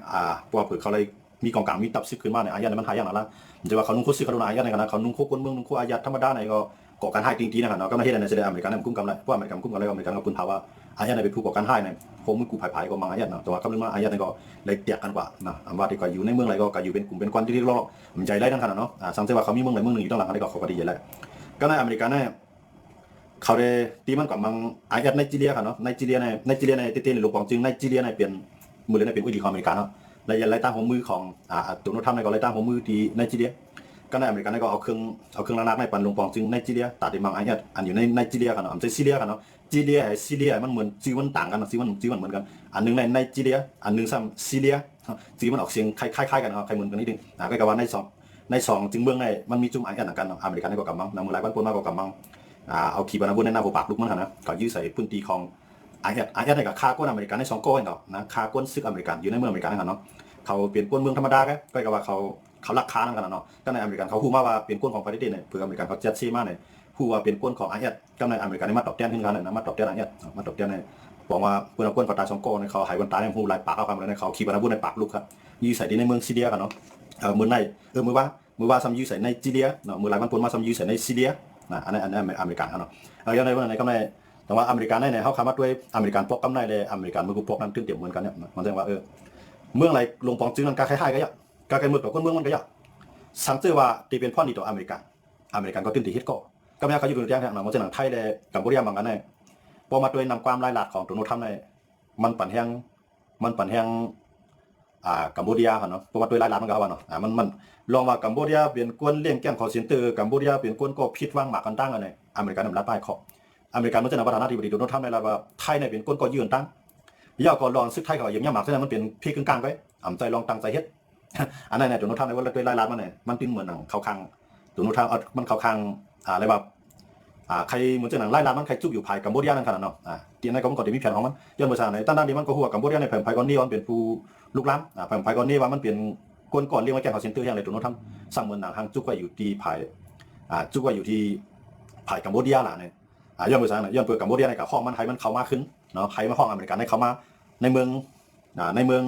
กัมพูชาเนาะก็ในพวกที่จะในเขียนในของป้อใจเขียนในพวกของป้อใจในกัมพูชาที่ย้อนเปิดตอนนั้นเดียนมือลงตื้นล่างเนี่ยมันเป็นเขียนลงตื้นล่างน้ำเนาะก็ในห้ามหุ้นเสียเขาในซ้ำกับห้องอเมริกันบ้างเนี่ยตีมาในมหาอำนาจเจ้าในเมืองเปิดก้นเมืองสุดที่เป็นจังมันเกี่ยวที่ว่าเข้าในสังในเมืองสูพวกเขาไล่ก็เขาพร้อมแต่เฮ็ดก็มันเป็นจังเบียร์กับปานเดียวกันนะมันเตรียมตัวลองเปลี่ยนถ้ำมันมีเนาะลองเปลี่ยนถ้ำอันว่านั้นความเขาในมันเตรียมใจแล้วกับปานเดียวกันเนาะเผยมีเชียงเผยมีอ้อยดีน้ำก็ในอ้อยดีเขามันปันสังเท่าไรนะมันเดี๋ยวมักมันจะนั่นเสียเฮ็ดก่อกันกว่าซอยกันกว่านะกับปานเดียวเนี่ยอย่าไปว่าพออยู่ภายมันแม่นก็มันจะเป็นภายปีแก่ธรรมะนั่นปีเลยธรรมะนะกูบอกได้ตีวนยังไงกันเพื่อนกับปานเดียวนั่นมีครับก็ว่าธรรมะธรรมะมีภายปีก็มันเป็นภายมันแม่นไงนะมันจะเป็นจังนั้นว่าก็ในพอมาลัดได้ใครในปืนมันตีได้เหมือนเช่นนั่งตับซึกกัมพูชาเนี่ยอันมากก่อตั้งบันในมณฑลนั้นมันก็จะเป็นอเมริกันเนี่ยมากก่อตั้งบันภายซึกจอคำเนาะก็ในเวียดนามซ้ำมากก่อตั้งบันซึกคุณเสียนก็แห้งเลยกำลังสุดมาซ้ำย่อกับอยู่ภายเขียนมาเนี่ยยังเบอร์คุณเสียนเนี่ยเขาว่ามันหูหมอเนาะอันใดที่เป็นพ่อที่ตรงมันในมดเลี้ยงในคุณเสียนในแขนที่สุดในลุงพันนะที่ถืออะไรในเมื่ออเมริกันมาเมื่อมันไปมีแค่นั้นอเมริกันได้มาตั้งบันให้เขามีตับซึกกันแข่งขันกำลังสุดมาเนี่ยไล่ตามใจทำที่เวียดนามนั่นแห่งเลยเวียดนามสามารถจอยหุ้นเสียอะไรย้อนเปิดจอคำสามารถตั้งใจทำที่อเมริกันตึกเวียดนามตึกเวียดนามก็ในหุ้นเสียทำลูกอดีคำเลี้ยง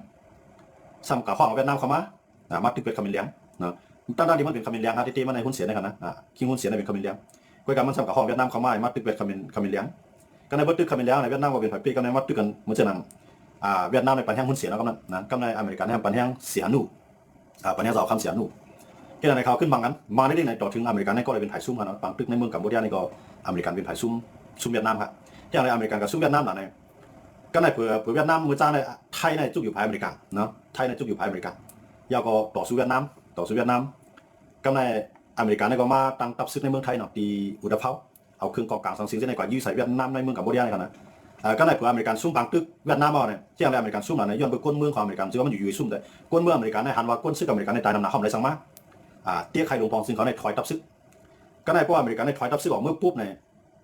นเวียดนามในที่มาบางไทยก็เนี่ยนะสูในเป็นอันเดียวในอเมริกันเนาะเข้าหลงบางบ้านไทยเลยเวียดนามในที่มาบางบ้านไทยก็เนี่ยนะที่มาบางบ้านไทยเนี่ยก็ในไทยก็ทำขึ้นจุกอยู่ภายคอมเมนต์เลี้ยงนะขึ้นมังหุ้นเสียนนะหุ้นเสียนำกับจุกอยู่ภายเวียดนามมาบางให้เนี่ย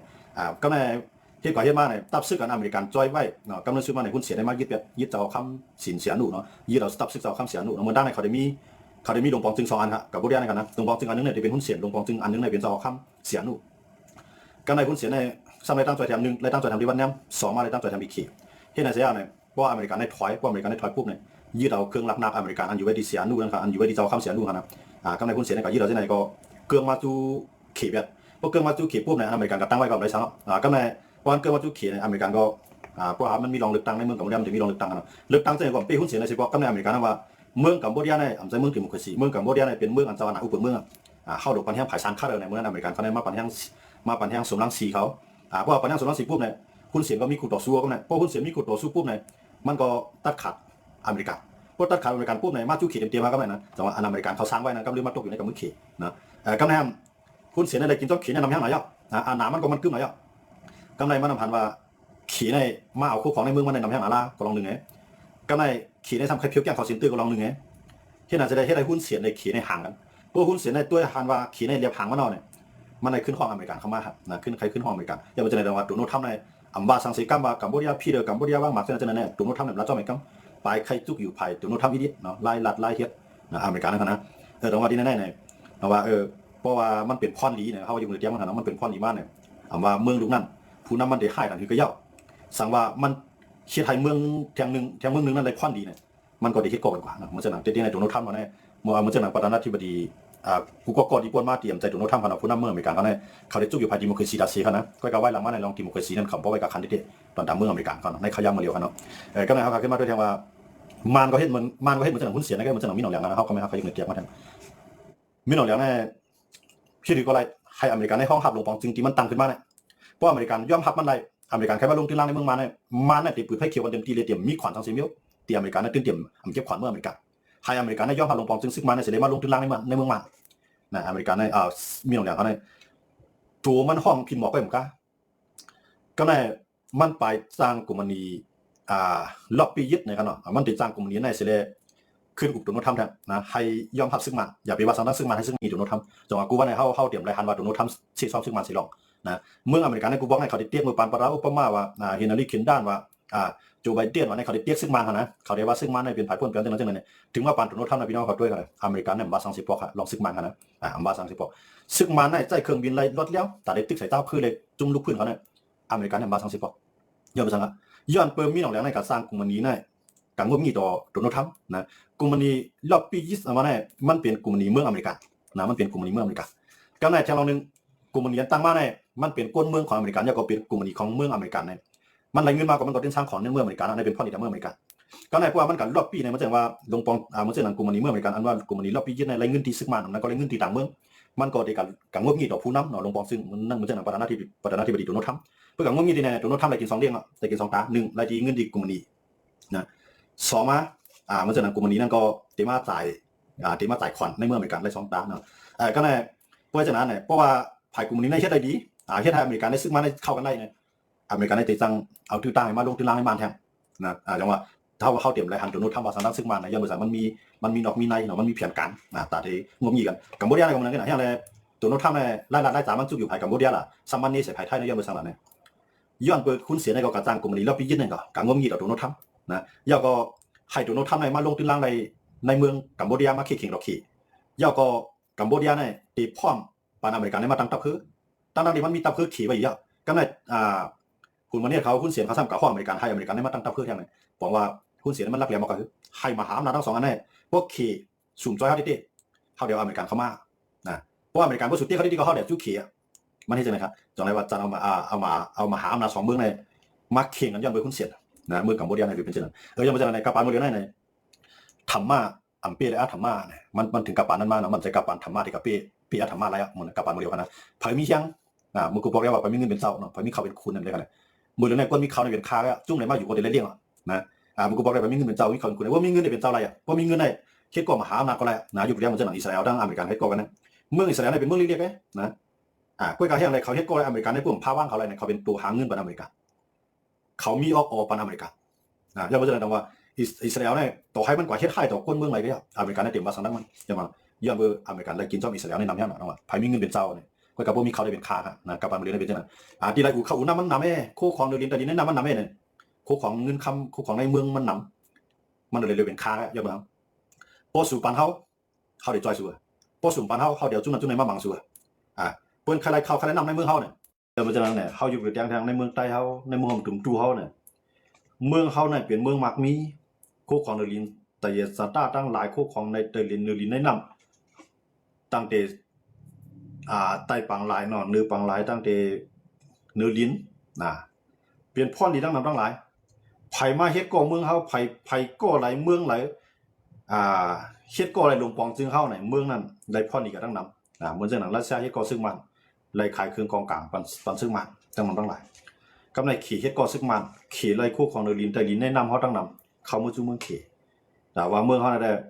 เป็นอู่เขาอู่นำเมืองเบิ่นฮะนะเขาเลยเป็นขาเยอะมาคู่ขวาเขานำค่ะกำไรคู่ขวาเขานำให้เขาสัมพักกันเขาสัมพร้อมกันนะเก่าก็เอากับปันขี่เมื่อก็กับปันขี่กวนเจ้าเก่าคือเจ้าเก่าเตะเลยปลายออก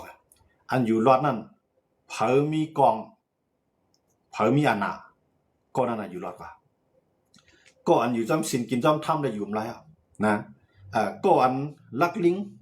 ลิงเหล่เลียนเก้ากวนเจอนั่นได้อยู่ง่ายลงใจนะมันเช่นเขาเรียกมันเช่นมีหนองเลียงเขาเนาะเขาฆ่ากวนตายในเหมือนวันเรียนก็กับว่าวันมื้อในลูกหลานน้ำมีเขาถึงเลยอยู่กินดีนุ่งเหลืองกวนเมืองได้เฮ็ดดีได้ตึกดีกวนเมืองอ่ะเนาะกวนในเมืองตุ้ในใครอยู่เนี่ยว่าพอเอาตั้งใจซื้อโยใจดีใจหวานใจเมตตาเนี่ย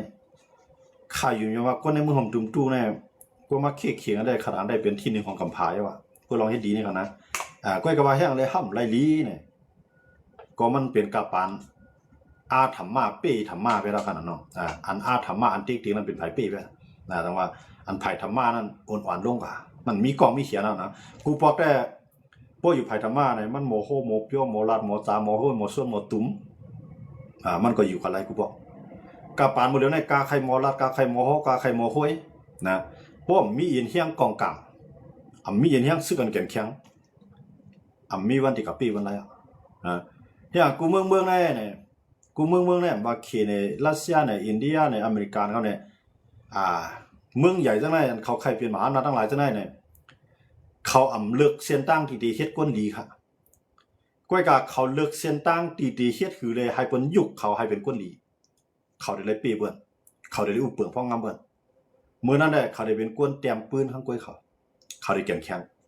ยังไม่ใช่ไหนเขาคำว่าด้วยอะไรขี่เขาในอเมริกาเขาต่อสู้กูว่าเนี่ยเขาต่อสู้กันตั้งวนเขาต่อสู้กันตั้งเอ็นเฮียงเขาต่อสู้กันตั้งเฮียงเงินเฮียงกองเขาต่อสู้ให้ไหนครับขำใจว่าต่อสู้กันเขาเฮ็ดดีหรือไม่กวนโอ้ยดีก็เตรียมนำหรือไม่เนี่ยใจเขาลงมือเดียวนะมันเกี่ยวข้าก็ยากดงปองจึงเมื่อนั้นพวกมันเกี่ยวข้าก็เข้าขาล็อกไล่แต่อย่าปวดเป็นว่าไหนเอาก้นเตียนเกี่ยวข้าขึ้นมานั่งตีอยู่เตียนมันเหมือนจังไงครับขี่ก็จังไงขี่แน่เข้าคำมาด้วยนะเมืองอยู่จำขี่แน่ตาก้นเมืองนั่นเตะไรอยู่ลีกินดีนุ่งเหลืองแน่เปลี่ยนไรอันอยู่ที่จับขี่นี่ครับนะเพราะว่าหลวงปองจึงมันกำนำแน่อันอยู่จำขี่ในพวกหลวงปองจึงมันเข้าใจก้นเมืองน่ะปองใจก้นเมืองน่ะใจทำก้นเมืองน่ะเนี่ยขี่ในหาลอกไล่ปวดแบบก้อนนั่นแล้วก็เอาก้อนติ๊กเตียงก้นเมืองนั่นขึ้นมาค่ะนะสิจะด้วยอะไรกูเมืองกัมพูชา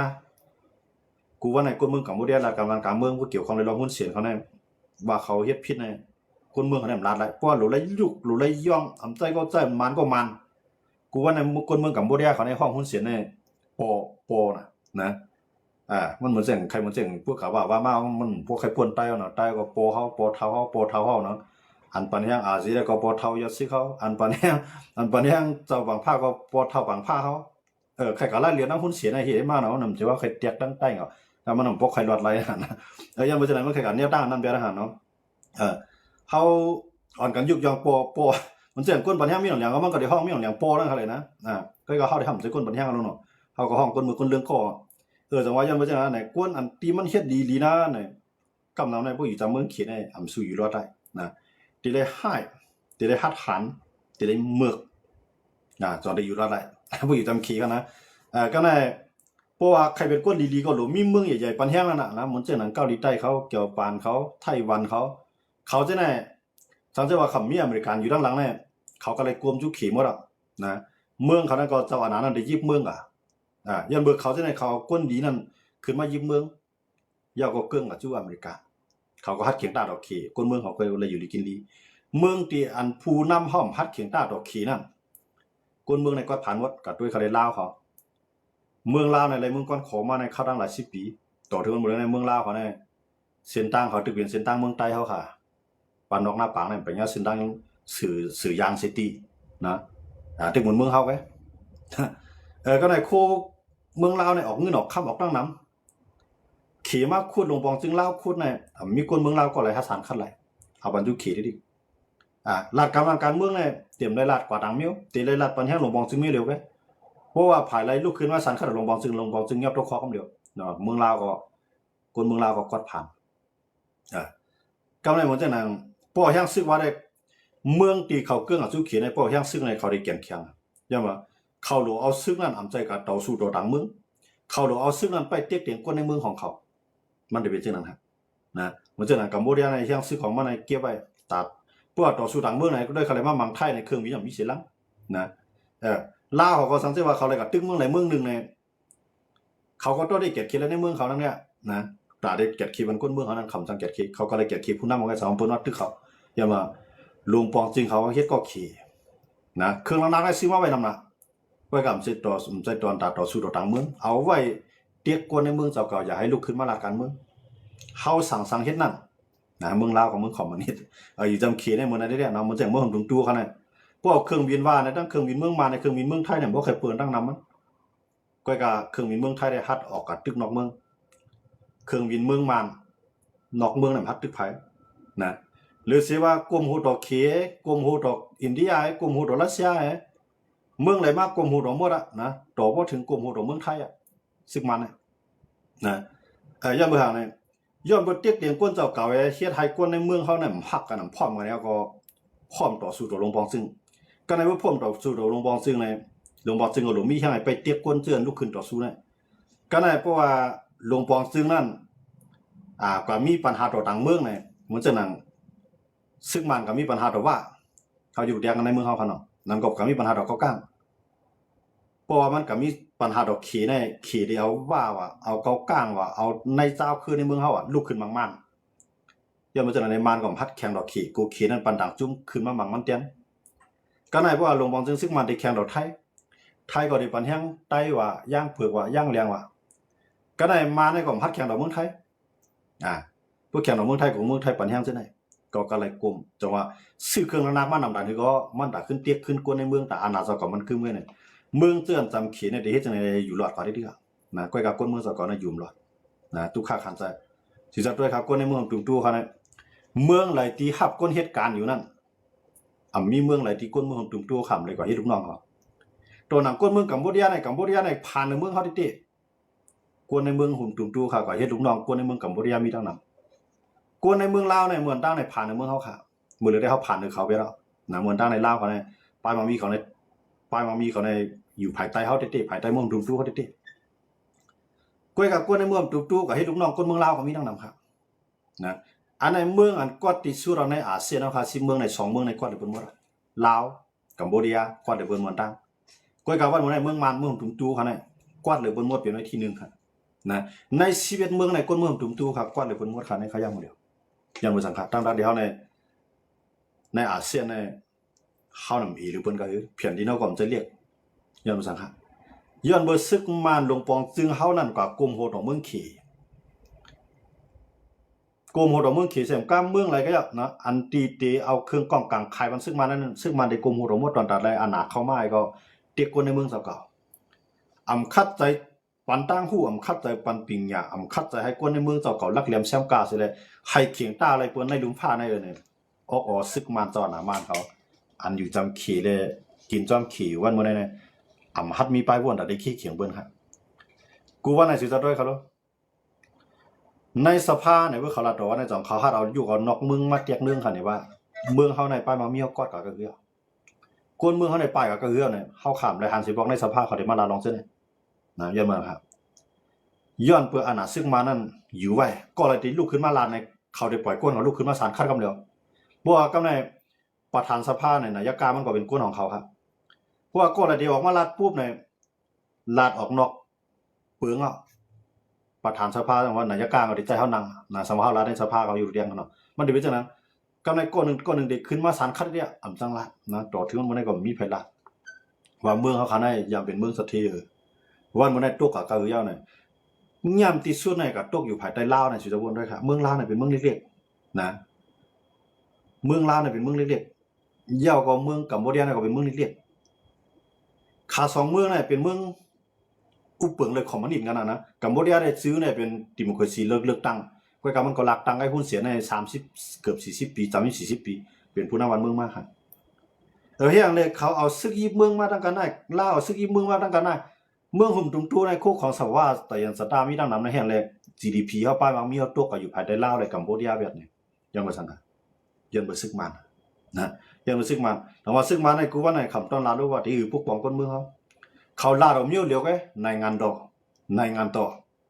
ในงานต่อเนี่ยมันเป็นก้นของใจครับนะมันเป็นชื่อเมืองไงก็การมานเขายุกย่องที่สุดในยุกย่องในงานต่อนะอีสังก็ยะมาติลิติให้เขาเตือนเอาในงานต่อเขามาลักไงคนเมืองกอดผ่านจังหือปลายมามีตัวกับจังหือคนเมืองเขาหนาเรียกตาน้อยจังหือคนเมืองเขาให้ลูกน้องเปิ้นเมืองหลายๆต่างเมืองอันเขาให้ลูกน้องเปิ้นถังเล็กเขาจังหือในคำต้นพุ่นแม่นสิบ่เขาจังนะเขาก็ต้นลาดออกซบเขาสิบ่ครับเขาก็รู้ลาดว่าเขาในมีปูนพรเกียรติเขตโตตะวันนะยีดงปาเนี่ยซึ่งมันที่บ่นั่นไงนะตัวตะวันนะยีดงปาปูนพรดง3เปิง3เยืองว่าใน1เกียรติเขตจึงเมืองอันนั้นจื้อมันคั่นนะ2มาใน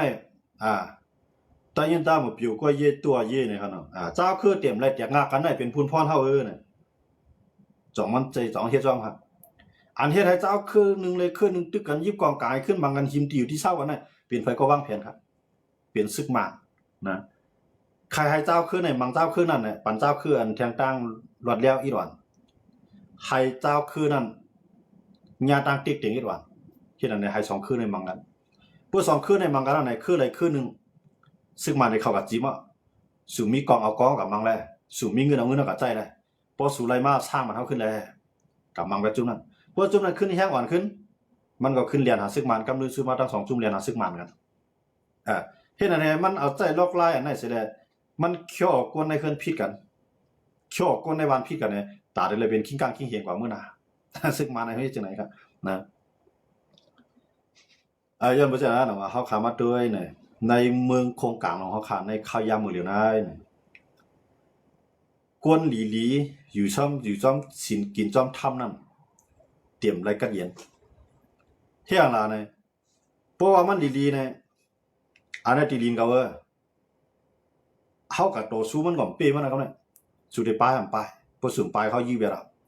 นะบ่สุมปลายเขาหมักไม้บ่สุมปลายเขาตั้งพิเดียดใส่ก็เลยปลายเนี่ยห้ำกับพิ้นกับย่ำกับเก้าไผอยู่ดีขึ้นเฮาไว้อยู่ในวางเฮือนเอ้ยเฮ็ดกินการให้ใส่กินการหน้าไว้เนี่ยเฮาเลยปลายเนี่ยเฮาเฮ็ดดีตอนนี้ก็อยู่ไรอย่ามาครับกาปานบ่ได้ได้เนี่ยตาเตอยู่รอดได้นั่นเนี่ย1ที่เลยมีรองพร้อมกัน2ที่เลยมีอันแห้งแก่นแข็งมันหายเฮา1กรัมเฮาได้ตามัน10กรัมเฮา2ได้อยู่ไรกาปานบ่ได้เนี่ยเป็นจังนั้นพวกเฮ็ดจังมันหนังใต้กับวันมาเนี่ยเปิ้นริ้วพระวันได้ปลายเฮเพื่อปลายก็ติมีเปิ้นขึ้นมาเมื่ออยู่วันนอกสูงขึ้นไงปลายมาอยู่วันนอกแทงฮะติขึ้นใหญ่มากขึ้นติมีเรามีบ่มีกวายมากขึ้นขึ้นริ้วเขาเวียงมือแทงฮะเฮ็ดอันนี้ก็นะย้อนเบื่อห้ำต่อสู้ก็เลยต่อสู้นะก็ก้นต่อสู้ก็อยู่ไม่อยู่ลอยก็ลอยไม่คุยก็เฮ้ยไม่ตับก็ตับไม่จุ่มก็จุ่มไม่เนี่ยจ่อเขาตอนอยู่ไรกัดเย็นใช่ครับมากก็ปีกินเนาะไผมากก็ปีกินเนาะเจ้าขึ้นเรียกลอกๆมาปีนเฮาอย่างมันป้าหัวกำกะยามันเนี่ยเป็นสังผู้ป้าแพงกำแล้วกะยาเลยไว้ป่าจ้างผู้แทงปอกมาป้าแพงหรือนั่นคำแล้วเมื่อลูกปลายอันนี้กวนไตเฮากำนำเนี่ยเฮาได้เปลี่ยนจังได๋พวกเฮาเปลี่ยนจังได๋เนี่ยดังว่าคืนเฮ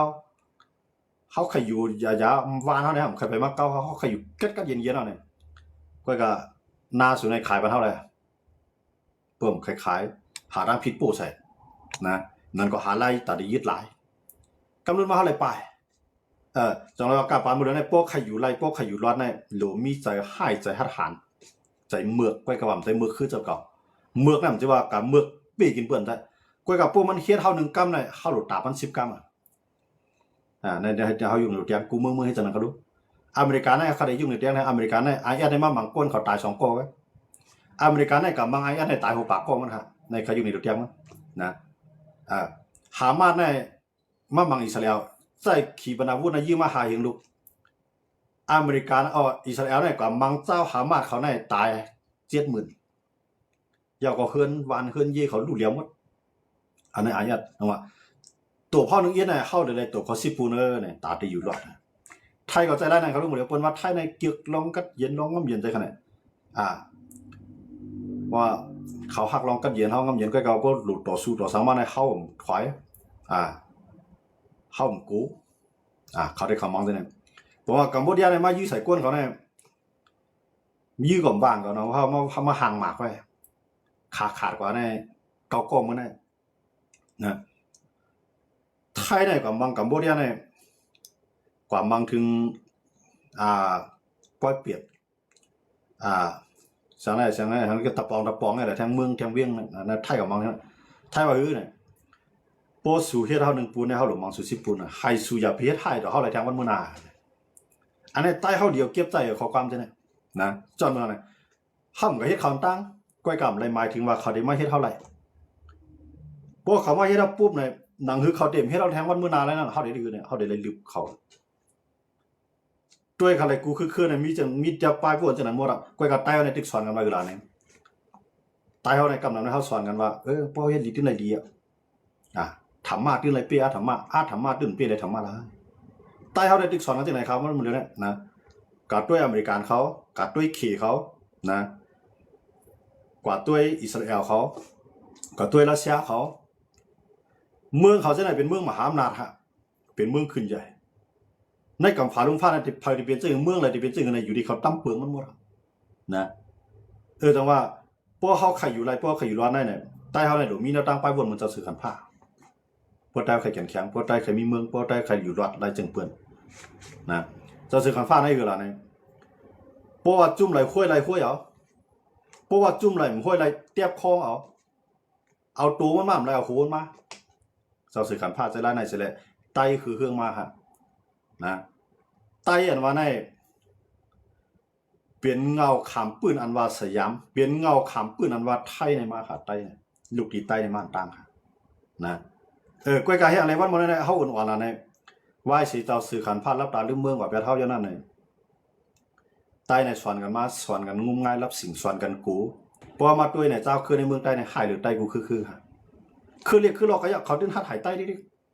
ก็เรียกก็หลอกก็อยากเขาเดินหัดหายก็ดอกก็หายนั่งใต้เนี่ยย้อนมาสั่งค่ะย้อนเปิดใต้เขาขาในสวนกันในสวนกันป้อให้หลับตาให้กูเนี่ยตอนสวนกันมาสิพอครับพวกเฮ็ดเท่าก็ยอมมันแหละ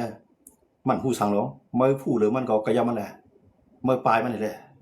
อันไหนครับนะก็ไหนก่อนเรียกไงมันไหลใจเอาน่ะก็ยาวก็ได้มั้งแท้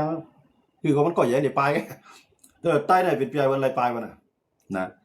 ย่อมไปทางไหนใต้ข้างไหนสื่อเจ้ากับด้วยครับอันเฮาสอนกันตั้งแต่ห้องเฮียนต่อพอถึงจ้องหมุนเจ้าเนี่ยเฮาสอนกันขี้ยาน่ะเฮาสอนกันกูครับนะก็ได้ว่าเปลี่ยนปัญหามาใน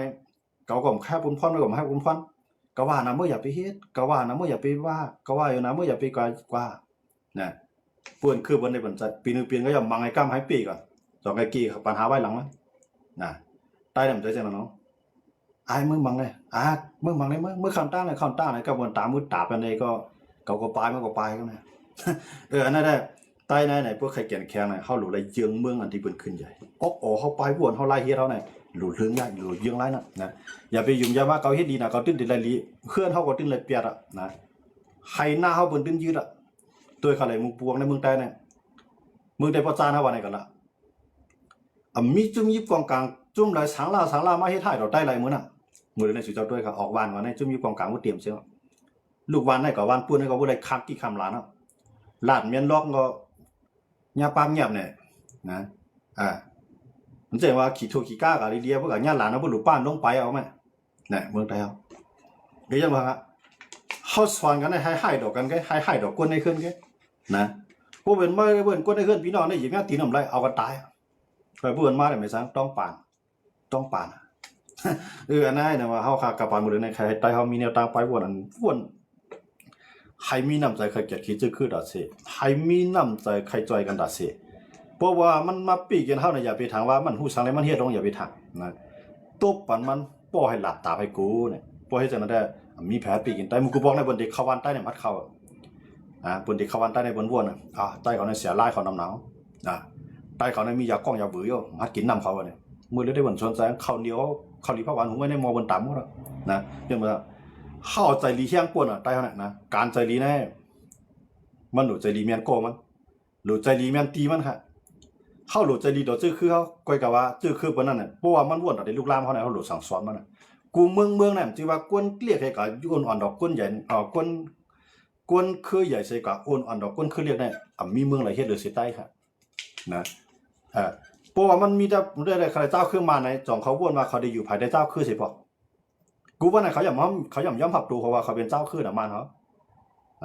ย่อมโดยเขาดิ้นอยู่ว่าเขายุ่มยำว่าเขาเป็นก้นคือใหญ่มากสิย่อก็คำวนได้กลมอยู่ภายในเจ้าคือ นะด้วยอะไรเฮาเข้ามาด้วยนะก้อยก็ว่าติเลยเมือกมันมาทำใจนะก้อยก็เฮาติเลยมีน้ำใจอันฮัดแก่ขี้จื้อคือตัวเก่าเหมือนจังหนังเปื้อนดังคือกำบังได้อะไรใต้ค่ะผิดกันในวัยรุ่นเฮาจุ่มนึงกับผิดกันในกับผิดกันยัดกับผิดยัดใต้เหมือนกันเป็นสังยาวก็เพื่อผิดยัดเปื้อนอะไรเปิ้นดึงเอาขึ้นกันเดียวนะอันนั้นผมจะว่าสอนให้กันเรื่องก็ก้อยก็ว่าใครมีตังค์ฐานเป็นตีมันก็เฮาเคยว่ากันเนาะว่าใต้ก็นั่นน่ะสอนกันในเฮาสอนกันกูสอนกันกลุ่มกันเปิ้นในเฮาสอนมานำหน้ายาวสิจะมือถอมด้วยเขาเลยเฮามือนังในการในจ้องมือนังก้นหัวปากก็มันน่ะสังขารเจ้าป้าเหลียวเว้ยอยู่ไว้เนื้อเข่งนี่อยู่ไว้เนื้อปลางพลาเนาะอยู่ไว้เนื้อปลางพลาใช่อยู่ไว้เนื้อตั้งอยู่ตั้งเนื้อนะเฮาเนาะอยู่ไว้เนื้อขับป้านเขาเฮาขับป้านเฮาวันเฮาได้ถอมเนี่ยใจเฮาได้อ่อนๆบ่ล่ะใครสายเมียวนะสอนเฮาอ่อนๆพอเฮาเฮ็ดดีเฮาตึงได้หลายดีพอว่วนดีเฮาตึงได้หลายดีเฮาหลุยย้อนเอาเฮาหลุสุดต้องเอาเฮาอันกันก้นหัวปากหัวเฮียงมันมีเฮียงงดผอมทั้งเฮียงถามว่าในจัดปาเฮาเนี่ยเอามาใจในไหลผ้าเนี่ยไหลพวกเฮายอมกลุ่มดอกเปิ้นนะก้อยกาพวกเฮาตัดได้แข่งดอกเปิ้นมาไหลย้อนมาสั่นเฮาไหลสอนกันให้มีน้ำใจหันไหลสอนกันให้มีน้ำใจแข็งไหลสอนกันให้มีน้ำใจฮักเนื้อจื้อคือเฮานะอันนี้เฮาซุ่มมาหัดได้เฮาสุดท้ายเขาเลยก้นเท้าก็มันนอนจ้องเอาหน้าเนี่ยหันข้าวดีพักหวานนี่ฮัดเอาล่ะย้อนนอนจ้องมันหันนะหันปูหันปามหันยอบเขาลูกก้นเท้าเขาได้ขนาดย้อนมากูเปิ้นว่ามันนอนจ้องด้วยกับเอาปูปลาอะไรกูวางมันได้ขนาดแล้วก็อยู่ในเดียวแต่ว่าใต้เนี่ยมันหลุดขึ้นวนกับปานใหม่เนาะเหมือนเจ้าหนังมือกูปอกเนี่ยมันจะเข้าอยู่ในเดียวน่ะมันคาราได้คาราเราเมื่ออเมริกานะคาราเมื่อก็มาแดงในจื้อคือใต้ให้ใต้ในมีน้ำใจแข็งแข็งเสียงเปิ้นเท่าคัดด้วยคาราใต้เฮาเนี่ยมือกูปอกเนี่ยมือปานเจ้าเสือขันฟ้าเนี่ยสิเจ้าด้วยครับเขามาด้วยในปืนมาในเจ้าเสือขันฟ้าเนี่ยตอนมีอันในกลมก้อมน้อมต่อภัยเขาลูกเปื้อนตื้นอยู่ที่ไกลไปที่ย่ามาหามันเจ้าหนังคือมันเตรียมกันลูกล้ำหนังคือมันเตรียมกับอุปเปิงแบบไหนส่งกวนเขามาอยู่มาย้อนเฮ็ดดีต่อมันเจ้ายอมปึงหงปึงพวยมันเจ้าย้อนมามันเจ้าว่าใจลอกไล่มือลอกไล่ตีกับมังวันน่ะมีเราไม่ตามแต่เพียนดีตรงนั้นได้ตื้นเลยเปลี่ยนปึกเพียนเจอจ่าตรงนั้นได้ตื้นเตรียมเลยมีเคยขึ้นหนึ่งเตียกออกเปิ้นนี่จังนั้นครับเมืองบนในบนเดจังนั้นเหมือนเมืองขี่เขาจะไหนด้วยอะไรไต้หวันฮ่องกงชิงเจียงทิเบตเจ้านั่นแหละใจเมืองขี่อันเขาเนี่ยกว่าขี่กับยึดมาหมดค่ะนะขี่กับยึดมาหมดก็ในเขามีเหมือนเจ้าหนังฮ่องกงในมีแนวตั้งไปวนใครอุปเปิงเลยเปิงที่มุขสีวันหมดเลยในขี่ยึดชิงเจียงมีใครตังลาดทั้งกล้วยใครตังจึงเมืองกล้วยก็เลยลาดออกลองคือใครตังเมืองไหนขี่ยบตุกขอกเงียบตัวขอบเสียมก้าเอาทงลามองในโป้โหมาในทึมดกนำไปละขี่เขาเฮ็ดยัดมาฮะหนังคือกวนในเมืองขี่เตรียมพิษกันได้ตื้นเตรียมเลยปันแห้งจุ่มเลยจุ่มนึงตื้นเตรียมปล่อยให้จุ่มเลยคืนนึงได้มีแนวตั้งป้ายวนผัดออกนะตอนหลังไต้หวันเป็นเมืองรถเลี้ยวเศร้าขอมีหลวงปองจึงมีประธานาธิบดีมีเครื่องราข้างกล้วยขี่ยังถือว่าเป็นของมันค่ะเมืองไหลเตมาลาดว่าเมืองไต้หวันเป็นเมืองก้อนของเมืองไหลลานไหลขี่ในตื้นปีกโชคเมืองนั้นคนเดียวสุยไปละนะตัวหนังเกี่ยวปานได้ว่าเกี่ยวปานแล้วเพราะว่าขี่เนี่ยยังศึกษามือซิมไต้หวันเนี่ยเกี่ยวปานเนี่ยเดี๋ยวเราจะยังศึกษาไต้หวันขี่เนี่ยปีกโซปีกปากเกี่ยวปานอย่าไปลาดแท้นะถ้ากายสีอันลาดนั่นก็ถอนออกขึ้นนะข้อความใช่ไหมย้อนต้องปานนะขี่ว่าต้องเกี่ยวปานนะอันนั้นไปว่าเกี่ยวปานไปลาดว่าดีกว่าจอยไต้หวันเป็นเมืองก้อนขอเนี่ยตึกลาดว่าดีเอายังศึกษาจอยไต้หวันเบอร์ไต้หวันยาเมืองขี่เขายึดเนี่ยเขียนในข้อความมันว่าไต้หวันเป็นเมืองก้อนขอเนี่ยมันถึงปันลาดอมเดียวเขาลงปิกส้มน้ำเมืองไรลาดอมไรใจเมืองนั้นต้องปานกันเลยว่าขี่เขาในปากไปก็ได้มีเนี่ยนะเดี๋ยวเป็นสภาวะของก้นเอาขาเขาเนาะว่าเขาเกียกจึงหื้อเนี่ยให้มันเปลี่ยนพ่อนี่ตัดดูเขาได้ก้นตั้งน้ำนะคัดใจเฮ็ดกว่าเขาละเนาะเขาขาเนี่ยเขาขาเกียกแนวตั้งอันนั้นยาวเขาขาไปเนื้อเส้นตั้งอันนั้นยาวเนี่ยขาก็เฮ็ดจอมนาทีบุญพรค่ะเนาะผมคิดว่าบุญพรในบนปันมาผมใจค่ะมีไผปันมาเยอะกว่ามีไผใจเฮ็ดค่ะก้อยกะเฮาพูดดูเฮาดีว่าเฮาเกียกอันไหนวาสนาเฮามีเมียวในอันเฮาเฮ็ดในเฮ็ดให้ตุ้มตื้อดอกซื้อเครือเฮ็ดเฮ็ดให้ตุ้มตื้อดอกวันเมืองเฮาเพราะว่าซื้อเครือหมอก็ใจตื้อก็จังเป็นพ่อนี่ดาซื้อเครือผู้กวนในเมืองเฮาค่ะเอาก็ใจตื้อก็จังเป็นพ่อนี่ดากวนในเมืองนั่นค่ะเนาะอันคารัดในขยุ่มยำผู้ปากเตรียมว่าเฮ็ดให้ใต้ค่ะตกแต้มย้อนมันค่ะนะก่อนมาถ่อมจังได๋ก็ขยุ่มยำว่ามีข้ออะไรที่เฮ็ดให้เขาเจ้าอันมาถ่อมมาปานนี้ค่ะในติดตกแต้มย้อนเบิ่มันย้อนเพราะฉะนั้น ขายุ่มยามว่าที่เปลี่ยนอันฟังสติเตือนใจบันยาวก็เปลี่ยนอันเท่าไรผู้ไรหันก็จ้อมกันเนี่ยขามาสอนใจเนาะเฮาขามาวนมีกันก็นะเพราะว่าอะไรที่มันดีมเตรียมทวนพี่น้องเขาก็วนมีมาปานเนาะก็กะว่าการว่าสิ้นนี้นั่นทำมา2สิ้นนี้แหละฮะสิ้นนี้แหละค่ะนะก็กะว่าเฮาซ้ำติซับเรื่องอะไรจึง